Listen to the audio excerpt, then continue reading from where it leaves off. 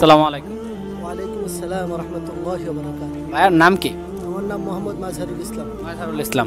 ভাই আপনার বইমেলা শুরু হয়েছে কবে থেকে? গত মাসের 27 তারিখ থেকে শুরু হয়েছে। 27 তারিখ। চলবে কতদিন? এই মাসের 27 তারিখ পর্যন্ত চলবে। ফুল এক মাস। এতদিন আপনার বই বিক্রি হয়েছে কেমন? মোটামুটি আলহামদুলিল্লাহ, খারাপ না ভালো। আপনার আপনি এবার প্রথম প্রকাশন দিয়েছেন নাকি এর আগেও ছিল? আমি আজকে প্রায় 14-15 বছর যাবত এখানে মেলায় ইয়া করি। 15 বছর যাবত। অনেক অভিজ্ঞতা আপনার। আপনার অনেক কিছু জানবো ইনশাআল্লাহ। আপনার এ পর্যন্ত এখানে আপনার কত টাকার বই বিক্রি হয়েছে আপনার সঙ্গে? এবছর না টোটাল, এবছর টোটালি সর্বোচ্চ সেল হচ্ছে আমার 35-37 হাজার টাকা। 35-37 টাকা এবার। আর এমনি যদি আপনার 14-15 বছর যদি ধরি তাহলে এবারে যে সর্বোচ্চ আমি সেল করছি 1,27,000 টাকা।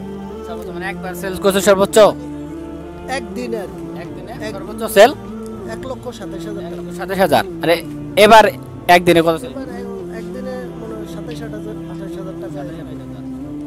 আপনার এই বই বিক্রিতে আপনার যদি আপনার 25,000 টাকা সেল করেন এর মধ্যে আপনার প্রফিট কেমন, আপনার কত পার্সেন্ট থাকে আর কি ধারণা? কোনো বইয়ে 10%ও থাকে, কোনো বইয়ে 5% থাকে, কোনো বইয়ে 15%। এটা এবারে আমার কাছে ভ্যারাইটিস বই তো এটা হিসাব নির্ণয় করা এগুলো সম্ভব না। তাহলে আপনার 14-15 বছর যাবত বইয়ের সাথে জড়িত, আপনার অনেক প্রকাশনী, আপনার প্রকাশনী যে বইগুলো নিয়ে আসেন এগুলো বাছাইকৃত প্রকাশনী নিয়ে আসেন নাকি সবগুলাই নিয়ে আসেন? না, মোটামুটি সব কালেকশনই রাখতে হয়।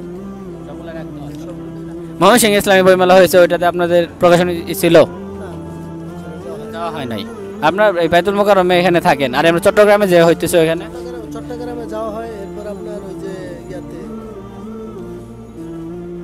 এই যে রংপুর, এটা কি জানি বলে, ওই যে বিশ্ব ইজতেমা হয় ওই জায়গায় একটা কুড়িগ্রাম ইজতেমাতে যাওয়া হয় আর কি। আপনার নিজের আপনি তো অনেক বই অনেক মানুষের কাছে পৌঁছে দিয়েছেন, আল্লাহ তাআলা আপনাকে উত্তম জাযা দান করুন। আপনার নিজের প্রিয় লেখক কে? কয়েকজনই আছে। আপনার একদম যার লেখা অনেক বেশি ভালো লাগে? মুফতি আব্দুল মালিক সাহেব আছে, এটা আমার খুব ফেভারিট একজন রাইটার। এরপরে হেমেদ সাহেব আছে, সুলাইমান নদভী আছে, যাদের বইগুলো খুব অথেন্টিক হয় আর কি। আপনি তরুণদের জন্য একটা বই সাজেস্ট করবেন যারা তরুণদের পড়া উচিত বলে আপনি মনে করেন? তরুণদের আমি যতটুকু মনে করি আর রাহিকুল মাকতুম, এটা প্রত্যেকটা মুসলমানের পড়া দরকার।